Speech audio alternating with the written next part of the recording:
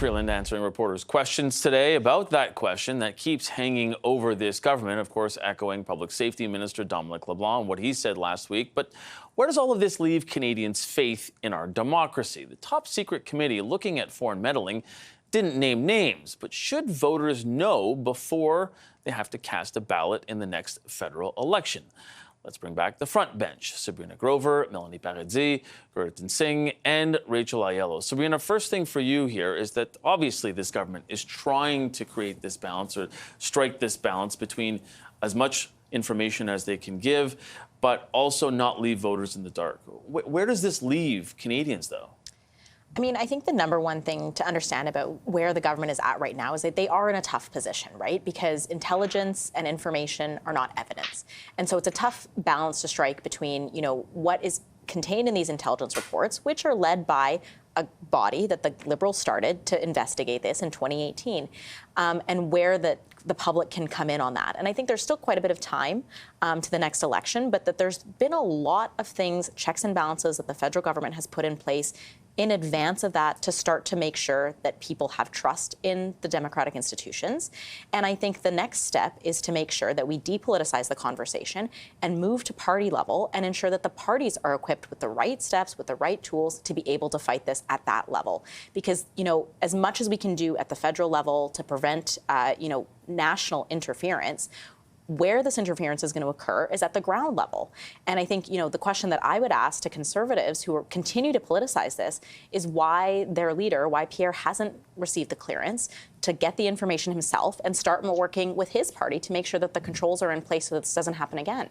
Yeah, Melanie, that question has dogged Poilievre, but also, it's fair criticism for the leader of the Bloc Québécois, Yves-François Blanchet, who also doesn't have that clearance because he still wants to continue to tee off on this one. And to Sabrina's point, intelligence is not evidence, but the government is continually being under pressure to at least give more information because otherwise it feels like things are just left hanging. So intelligence may not be evidence, but this intelligence has been reviewed by NSICOP, which is a terrible acronym, but for folks at home, NSICOP is a committee that is made up of some of the most trusted parliamentarians that we have today. They are lawyers, they are former servicemen and women, veterans, and there are people like retired Colonel Alex Ruff, who is a Conservative MP who sits on NSICOP. This is a man who spent 27 days outside the wire in Afghanistan. He knows what a national security threat is and is not, and who a national security threat is. I think he knows that far better than Dominic LeBlanc in this particular case. And so when the members of this committee review that information and they say to the Canadian public, this is a threat, there are people who are wittingly aiding and abetting foreign governments, that is incredible information. That is information that would, in any other country, would take down a government. And so I think we need to listen to the members of NSICOP here because they are truly experts in what is foreign interference, and they are trying to tell Canadians that this matter needs to be looked into a lot more. And Canadians deserve to know who are the members of parliament and senators, whoever they may be, their parliament, all we know is they're parliamentarians, who have been implicated in foreign interference and who may be wittingly aiding and abetting foreign governments against our democracy. We absolutely deserve to know that. But Gurtan, some of the logic there in Melanie's argument that if they are the most trusted, but then the report that comes out, which they themselves looked over and redacted as well, and they held back the names. So if we follow that logic, then, does that mean that we should continue to have these names secret? No, I think we actually need to get these names out there as soon as possible. And I think government is incumbent upon the government right now to find out how to make sure that we have elected officials in our parliament whose interests lay within the Canadian people and not foreign governments. Let me remind viewers right now what's really at stake right now. This is not just about interfering in our democratic institutions, but we know that there is evidence that the Indian government is involved in the assassination of a Canadian citizen on Canadian soil.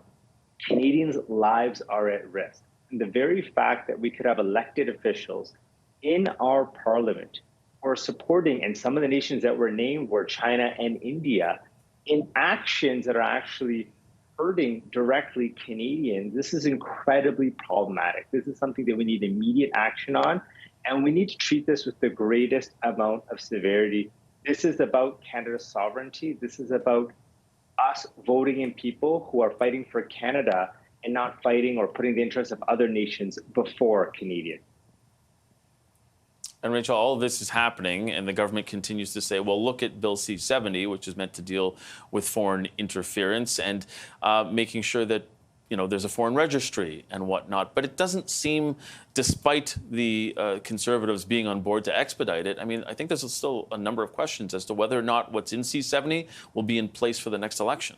Yeah, and what I found really interesting is that before this NSICOP report came out, the Conservatives were willing to fast-track this. But since this has happened, we've since heard from civil liberty groups who are saying, like, whoa, whoa, whoa, can we please slow this down? Let's make sure we're going line by line over this piece of legislation, and it's actually going to accomplish all that we need it to. So I will be curious to watch over the next couple of weeks if that goodwill push to move it through quickly remains, or if, because of what's going on right now in this new series of questions, if it's going to be taking more time to get through Parliament. I think what has frustrated me throughout this entire national security foreign interference conversation has been like death by 1,000 studies. Like the government's response this week, I think, fell short in just saying, well, we knew this because we struck this committee. Okay. Great. We are now many years past these elections and much closer to the next one. And it just feels like we're getting report after report and new revelation. And we're still so far away from the what do we do about it stage that they're not even. I'm not sure where we're going to go with all of this information in a time that's going to be useful for Canadians to have faith come the next vote. Yeah, and Sabrina, what does the government do? Because they say that, yeah, we've got Bill C-70, and this is coming. But, the fears are still out there and the concerns are still there.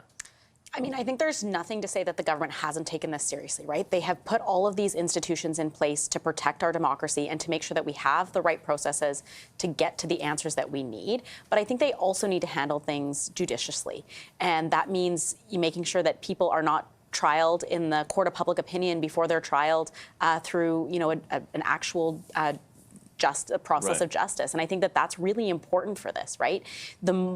We definitely need to give information to Canadians, but we also need to make sure that that information is handled judiciously, and we need to make sure that that information is executed upon judiciously. And I think, again, I come back to this idea that parties need to be at the forefront of this, that all of this action is happening on the ground, it's happening in grassroots levels, in communities, and that I think that needs to be a really significant step that the government looks to take, and that parties themselves come forward and take. I mean, I haven't seen a single one of the parties actually comment on this information and say, like, you know what, this has been really important, we're going to guard our nomination process a little bit more delicately. And I think that really needs to be what Canadians are seeing and experiencing on the ground. Okay, before we close this up, I'm going to push back on Melody. National Security and Intelligence Committee of Parliamentarians. I dare you to find a better acronym for that one, Melanie. That's your homework for next week, okay? That is your homework for next week, because NSICOP, I love it.